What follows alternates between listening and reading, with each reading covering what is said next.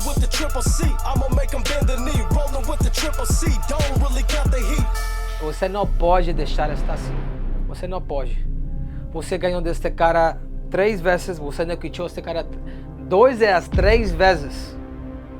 Depois o que esse rapaz fez para seu filho e apontou ela e depois ele falar, oh, tudo tá bom, tudo tá bom. Depois ele chegar na pressa da conferência e depois falar o que ele falou.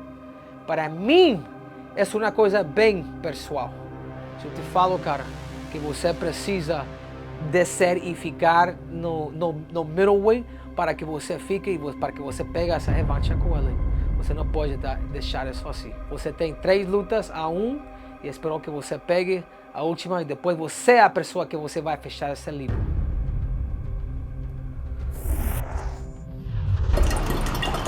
Yeah. What? Oh no.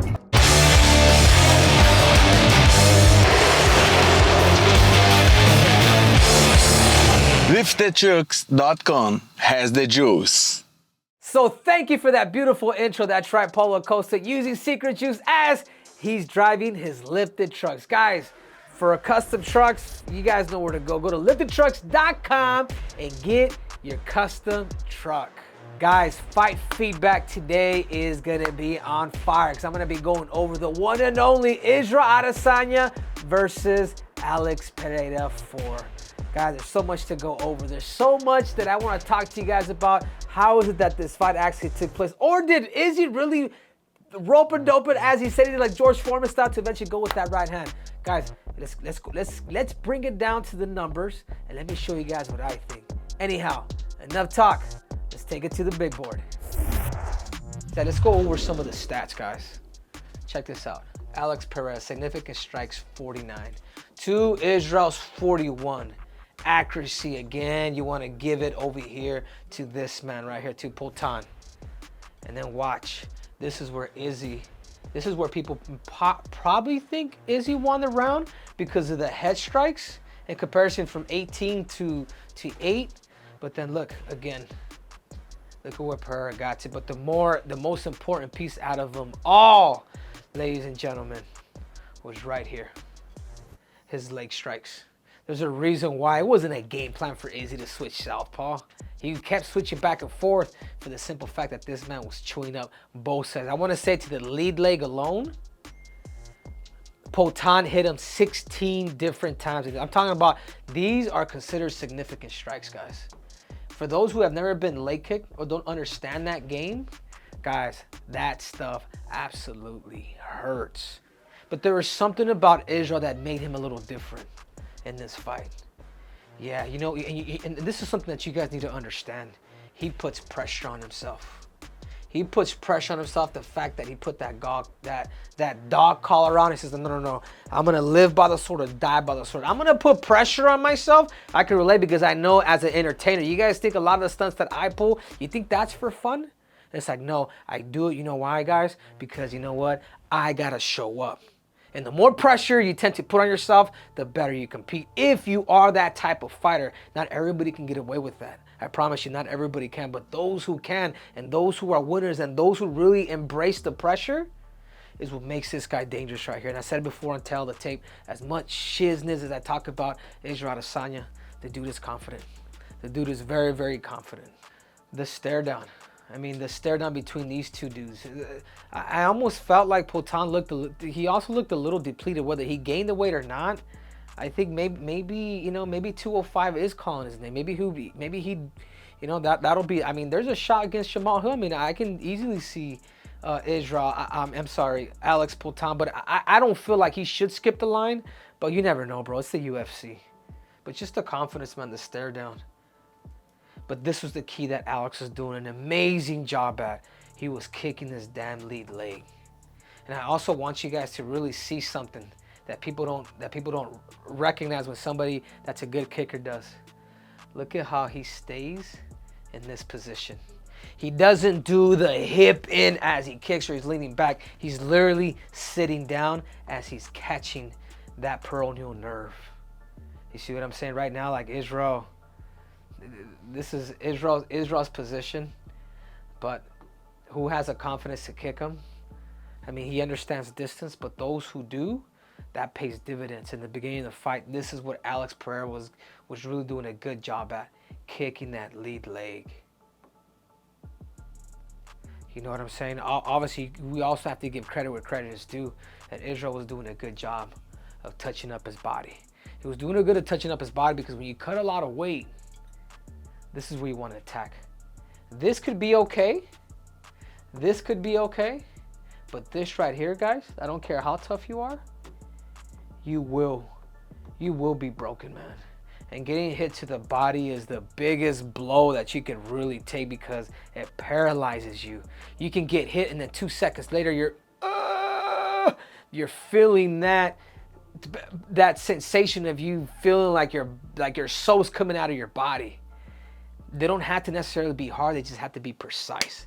And Israel's doing a really good job here with that front kick. And then Pereira's infamous hook, already catching, getting comfortable catching Israel with that left. But now watch, guys. He hit him with it once against the cage and he felt confident. He wanted to distract him here to the body, but then look at where his hands are. This man right now, Israel Adesanya, whether he wants to say he played the George Foreman, the rope-a-dope, this is my plan and I'm gonna hit, he's a hell of an actor. Let me tell you guys that like Israel belongs in the damn WWE because this dude was hurt. This dude was hurt, and guess what? This man decided to drop his hands.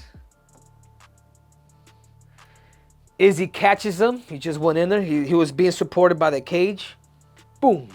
Ends up throwing that infamous right hand to eventually deliver it with another one on the side of his temple. And we all know what happened. At this point, I mean, this is the stuff that happens. What I'm trying to say, guys, is I don't buy it. Israel, the reason why you won is because you knew your back was literally against the cage. You're getting your leg kicked out, and you decided to go for broke. You know, you decided to go for broke. You decided to take risks, and this is why the higher the risk, the greater the reward. You're able to beat Poatan. I mean, yeah, it took you 4 times to do it, but guess what, guys?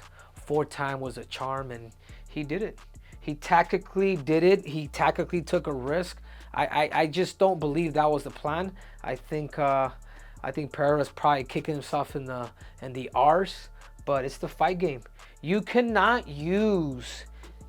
pretend these gloves are like boxing. One hit, one blow with these right here. This is why boxing is more dangerous than MMA, is because this glove right here will do you a favor and put you the hell out. You see? And this is kind of where a little bit of the inexperience with Alex Pereira had, because he has been stopped before. If you go back to jungle fights, like, he has been stopped before.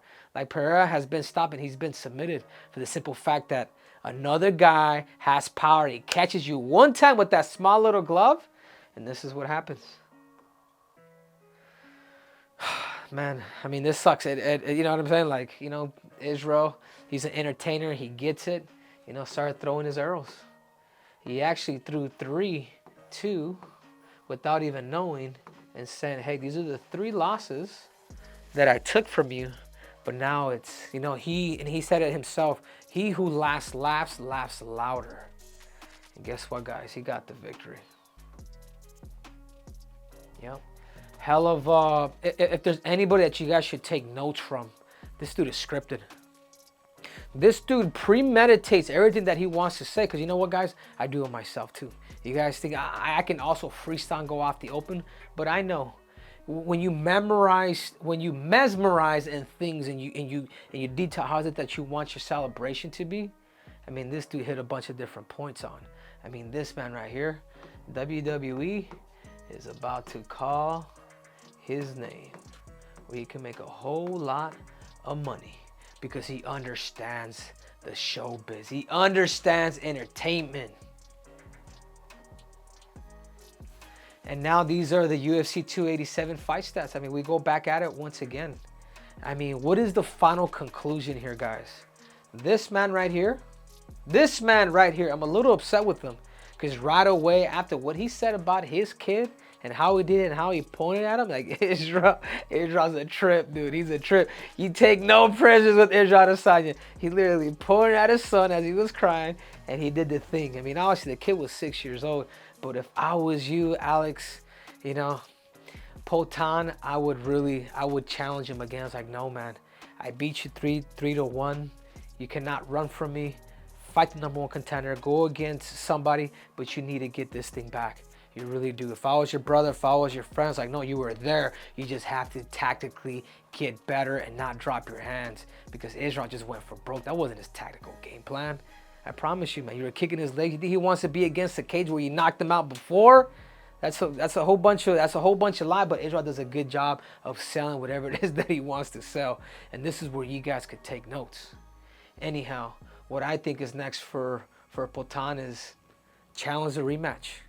Build a storyline. Do not let this dude get one on off. Yeah, you got 205. Dude, you can make 185. Get a better nutritionist. You've made that weight several times before. Now you have to be more disciplined than ever. Don't train so damn hard, because sometimes when you train so damn hard, you start to spike up your immune system and your metabolism. You want to eat more. So sometimes maybe if you can do a little less and you can actually get some good engineers and scientists behind you, you can make 185 extremely easy. I promise you. But the only reason why I say is because I've been there before, and you've made the weight. Now imagine what is it that you need to change to be able to make 185 pounds. But you, Alex Pereira, you cannot let this thing sit like that. You cannot just let this dude call his shots. Hey, the chapter's over, go up to 205, blah, blah, blah. I would say maybe that, but after what he did to your son, for me, heck no. You know, I'm all in. Like, this is, to me, it would be personal. Você não pode deixar estar assim. Você não pode. Você ganhou deste cara 3 vezes, você não quitou este cara 2 das 3 vezes. Depois o que esse rapaz fez para seu filho e apontou ela, e depois ele falar, oh, tudo tá bom. E depois ele chegar na pressa da conferência e depois falar o que ele falou, para mim, é uma coisa bem pessoal. Se eu te falo, cara, que você precisa descer e ficar no middleweight, para que você fique e para que você pegue essa revanche com ele. Você não pode deixar isso assim. Você tem 3 lutas a 1 e espero que você pegue a última e depois você é a pessoa que você vai fechar esse livro. You know, this is sponsored by the one and only Lifted Trucks. Guys, if you guys want the best trucks, the most custom-made trucks. They've been customizing trucks since 1995, a big sponsor of mine. My literal car is actually from Lifted Trucks. I got my Lifted Gladiator. So you guys make sure to go to liftedtrucks.com and get your Lifted Trucks. I'm your host, Henry Cejudo, a.k.a. Triple C. And you guys know that we always deliver. And we are out! So thank you guys again for watching. It means a lot to me. So you guys remember, there's more breakdowns, there's more technique, there's more tactics, and there's definitely more cringe. So make sure to subscribe and click on that button. I'm out!